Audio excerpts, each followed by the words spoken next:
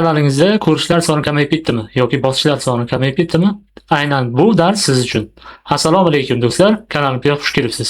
Bu darsni oxirigacha ko'ring, o'tkazib yubormang. Agar tushunmasangiz qayta ko'ring. Do'stlar, men bu darsni boshlashimdan oldin sizlarga bitta narsani e'lon qilmoqchiman, ya'ni ko'rsatmoqchiman. Bu Telegram kanalim hisoblanadi. Telegram kanalimda, albatta Telegram kanalimga kirib ko'ring, chunki bu darsni boshidan birinchi darsdan boshlab men bu kanalda mavzularni birma-bir bu yerda videoda aytmagan gaplarimni ham yozib aytib e'lon qilib o'tib ketyapman. Bu kanalda nimalar qilinadi? Ya'ni har bir video chiqarganimda buni mavzularini tagiga mana shu yozib, mana shu narsalarni ko'rib chiqyapman, ya qo'yib chiqyapman. Bu narsa juda yaxshi va tushunmagan nimalarni juda ko'pchilik kirib, hozircha 37 kishi kirdi xolos. Bilmayman nimaga kam kishi kiryapti. Qayerdadir xato qilyapmanmi yo nimadir qilyapmanmi yo bo'lmasa bu tekin darsi to'g'risi tekin narsasi tatmaydi deydimi? Shuni singari albatta ko'ring, bu kanalni albatta Telegram kanalimga kirib tushunmagan joylaringizni so'rang. Mana bu yerda hozir obunachilar o'zi kirib yangita kanal ochishdi.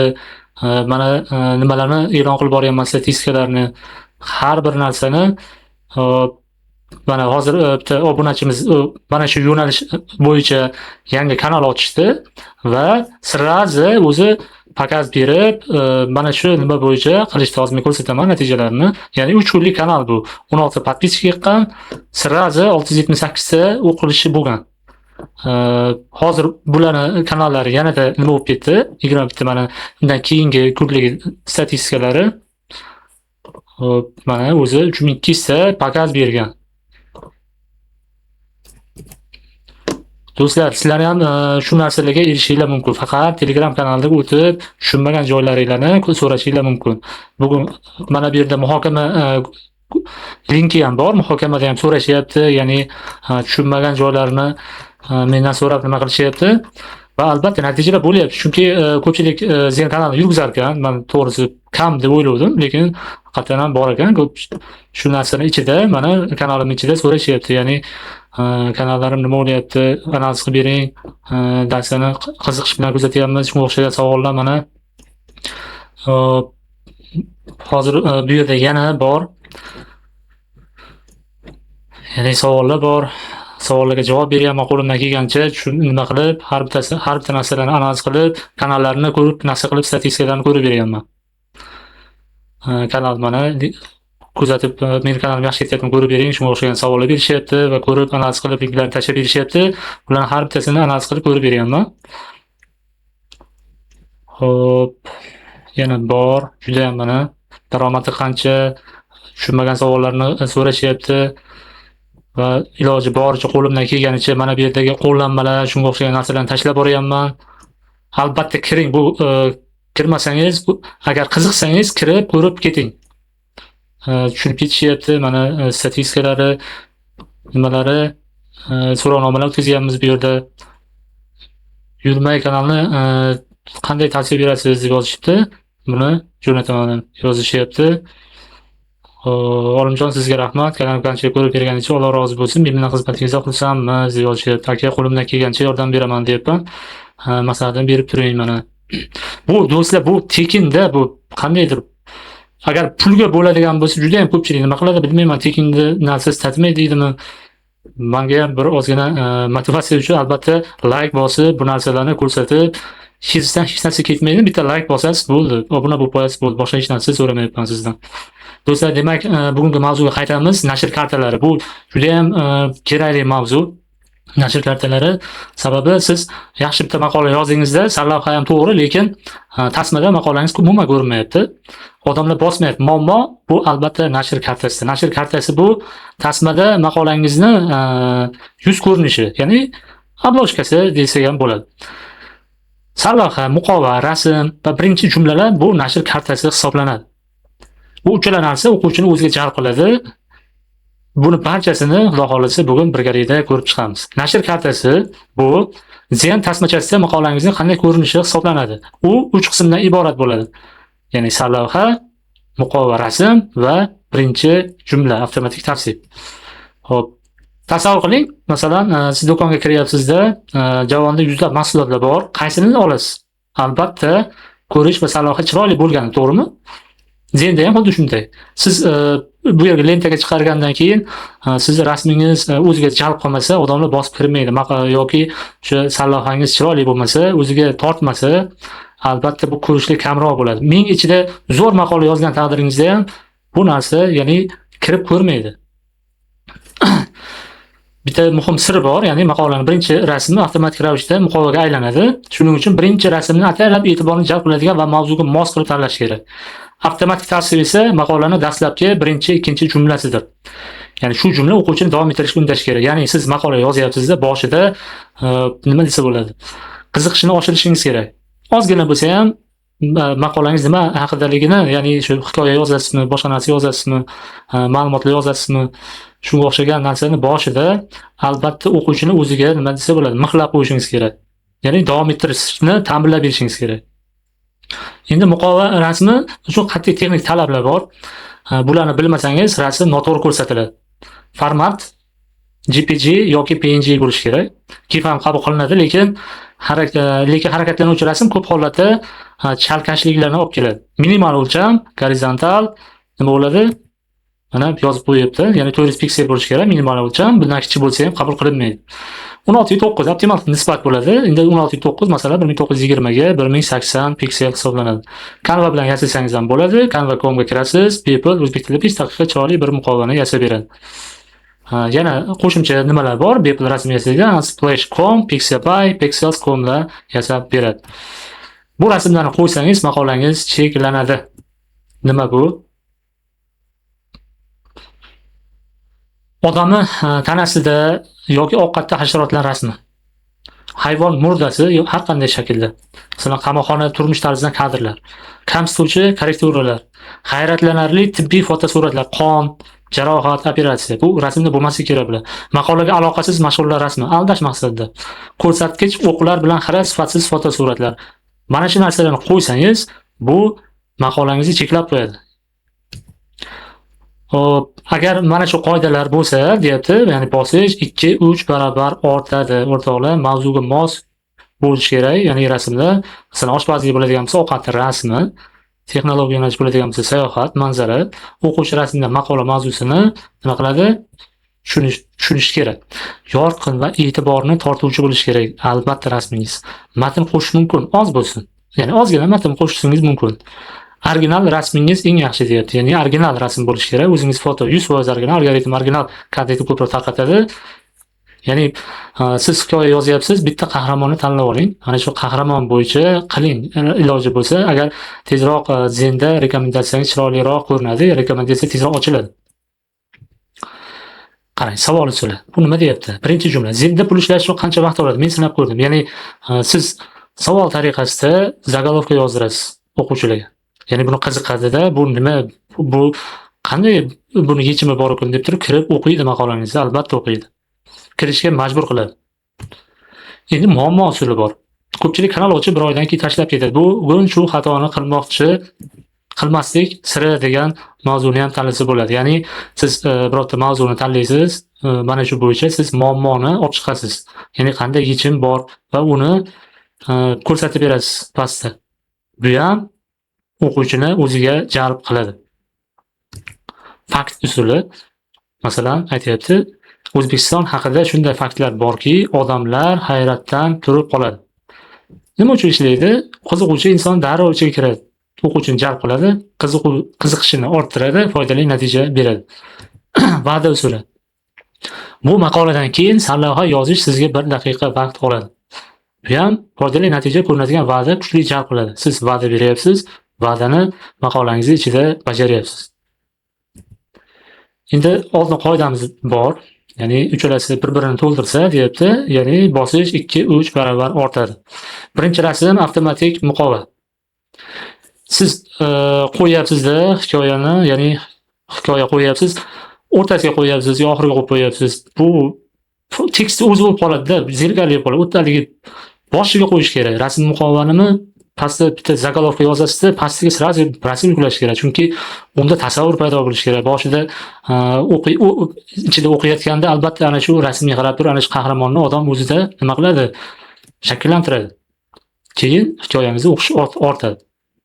Birinchi jumla deyapti, o'quvchini jalb qilish kerak. Original rasmdan eng yaxshi, ya'ni original rasm qo'yishingiz kerak iloji boricha. Xo'p, o'rtoqlar, endi hozir shu narsalarni biz bitta nimani ko'rsatib qo'ymoqchiman sizlarga. Ya'ni mana shu yerda buni ham ko'rsatay. Hozir birinchi kanalingizda mana shu yerda extension qidirasiz va mana shu yerga yozasiz. Ya'ni kanalingizni ProZen deb yozasiz. Bu bizga qurilmalar, ya'ni kerakli instrumentlar haqida ham gaplashamiz. ProZen nima qiladi? ProZen bu kanalingiz har bitta maqolangizni mana bu yerda tekshirib turish uchun kerak bo'ladi. Ya'ni sizni sostoyaniyangizni ko'rib turadi. Предупреждение yo'q, kanal ограничение yo'q, indeksatsiya kanali bor. Indeksatsiya biz uni ham alohida darsga qilib chiqarib beraman, chunki indeksatsiya bo'lishi kerak albatta. Nima degani? Indeksatsiya degani bu Yandex metrikani ulab qo'yishingiz kerak. Axbat подписчик mana 789% ga chiqqan.